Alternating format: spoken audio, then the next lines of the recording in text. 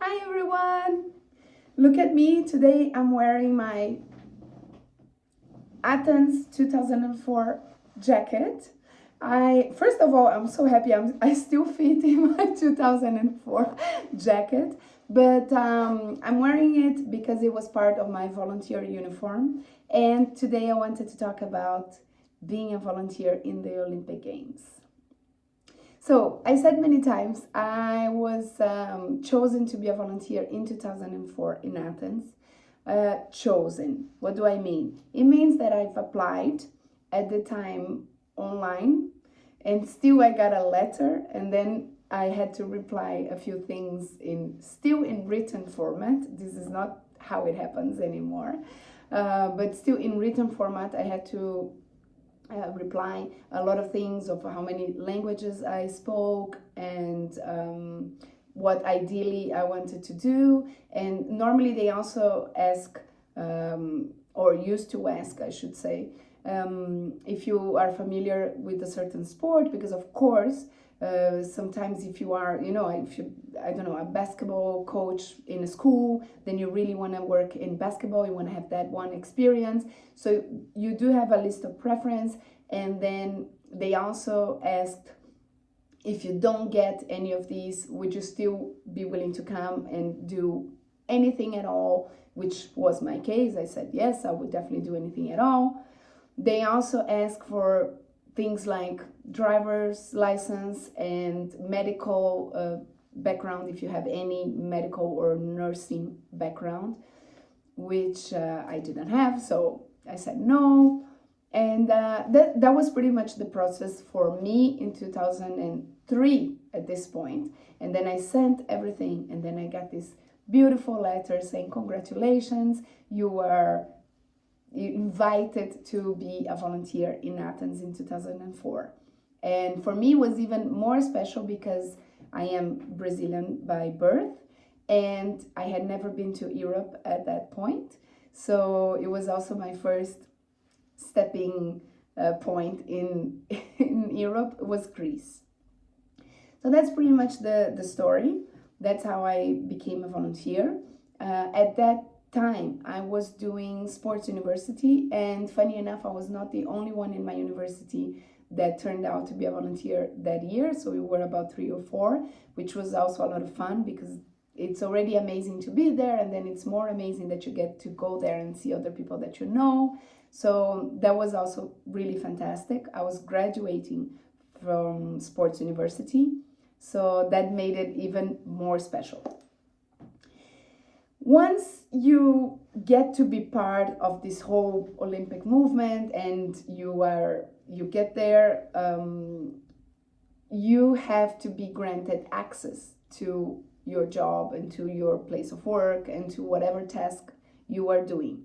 So you get an accreditation, and maybe I should do a video one day just to explain how wonderful, crazy is the whole world of accreditations, and how much it changes as well, because it already changed a lot from 2004 up to today, and I'm sure in Tokyo it's even more updated than it was back then. But that's pretty much the accreditation. I saved it in this little frame that I got. In fact, I got this frame as a present because they also make little games with the volunteers, and then in one of the games I got the answer right of whoever had won a medal that day. So I got the frame, and then I put my accreditation within the frame.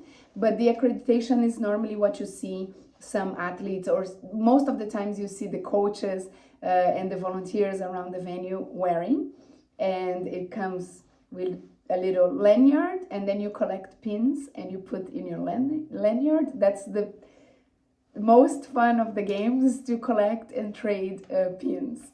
That's also another story.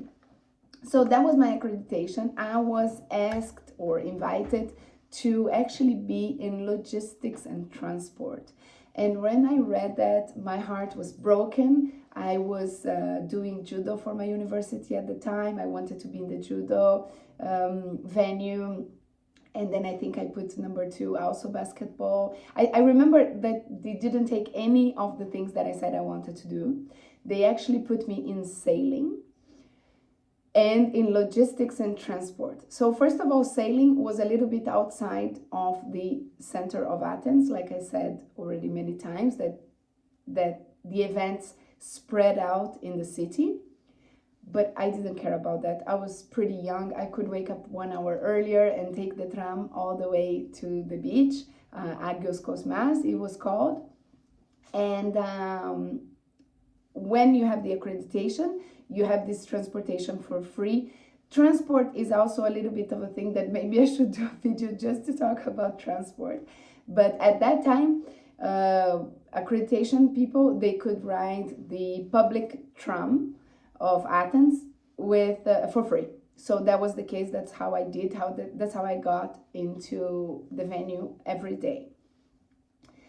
And then I got there. I had the accreditation. I had my full uniform, which was this. I had trousers, blue trousers that went with that. I had my hat that I haven't worn in forever because I don't want it to get dirty or anything. We also had a little fanny pack to put our water and stuff.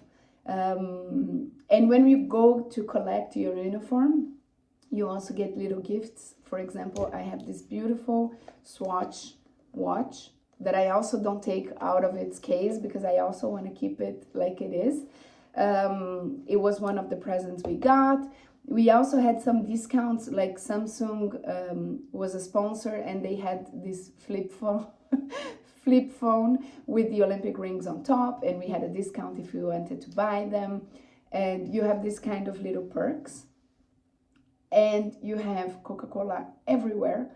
And when I say Coca-Cola, I don't only mean the Coca-Cola, but all Coca-Cola products are pretty much for everyone. If you have an accreditation, you have the right to grab in these different fridges that they put. That was pretty cool as well.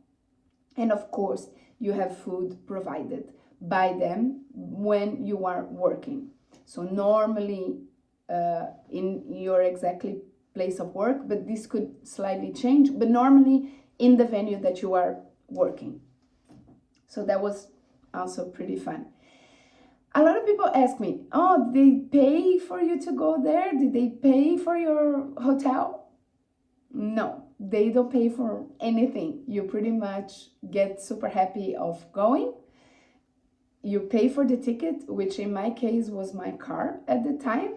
I just sold my car, paid for my flights, and I actually stayed with someone.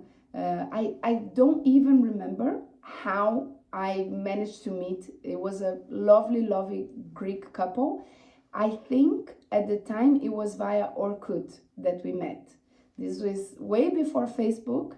So depending on your age, you might not understand what I'm talking about. But I think this is how I met this couple online, posting that I was going to Greece and I was looking for accommodation cheaper than a hotel because I was there for more than a month.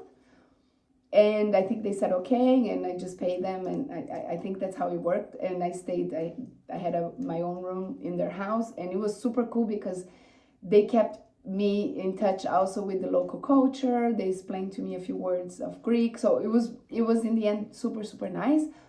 But all of that to say that no, they didn't pay for anything.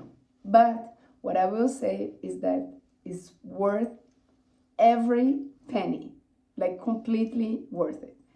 And yes, the days are tiring. You do have a schedule. I mean, I didn't take it lightly. I think that's my ethic anyways. I really put myself into doing things. And that was the case for me with volunteering. Yes, you are a volunteer, you are unpaid, but they are counting on you. So I really did every day. Of course you get breaks, of course you get free days, and of course you always have a manager, and of course this manager always tries to see within the team, you know, if you have a ticket for an event, then she might get you off that day and then put someone else. They are super flexible with that. In fact, what I felt is that people are super thankful all the time. And when I mean people, I don't only mean my manager, or in the case it was a manager, but the athletes, the people that are coming to your venue, everyone on the street. They recognize, normally only the volunteers have this one specific uniform, right? Or sometimes it can be the same as the staff, but with a little, either in the accreditation or a little pin that indicates you are a volunteer. And I felt the love that you get from people is just amazing. It's just amazing. I felt that everywhere. I actually flew back home with this uniform, and there was a big flight, and many things happened on that flight. But many times people would come to me and say, "Oh, thank you for the games," or "Efaristo," which is thank you in Greek. So I think this kind of energy exchange is unique. I've been a volunteer in non-Olympic sports as well. Again, I would recommend anyways to anyone, but I think within this Olympic frame of this international stage, it's definitely something bigger, and it's definitely something that you get a lot of, even though you are investing a lot. I guess that's what I wanted to say, but I would think that you have questions about it, so maybe I'll do an Instagram questions and answering on volunteering alone. A lot of people ask me how many volunteers, and I think that's a hard question, because first, I don't know the official. I'm sure I can Google officially the numbers, but I would say it might be bigger than the number of athletes, and there are 11,000 athletes in these games. I'll be almost sure that it's more than that, because you need volunteers everywhere. And then you also have different layers, because there are the Olympic volunteers, but for example, the cities, they might have their own volunteers, most of the time with a different uniform, just giving local information for the tourists. I don't know if this is happening at all in Tokyo. I would say no, because there are no fans. But this happened a lot in Rio and in London, for example. And you could also have this little small group of volunteers that fly with the federation or with the National Olympic Committee, because they are doing something for the committee, so they wouldn't have maybe accreditation to work somewhere, but they might be doing work outside of that sports venue, if that makes sense. So that's a difficult question in that sense, but I would just say it's a lot. They are everywhere. And I just wanted to end this video saying, next time you are in a sports event, try to look around, because these people are people like me, people who love sports and who wanted to dedicate some of their time and, as I said, some of their money to that love and to that sport. So it's pretty nice. It's pretty nice when you go and you have that thank you. It's pretty nice when you have that smile. Very soon we'll be all without masks and all back in stadiums. So at least we can exchange that smile. I hope you liked this video. Thank you so much for watching.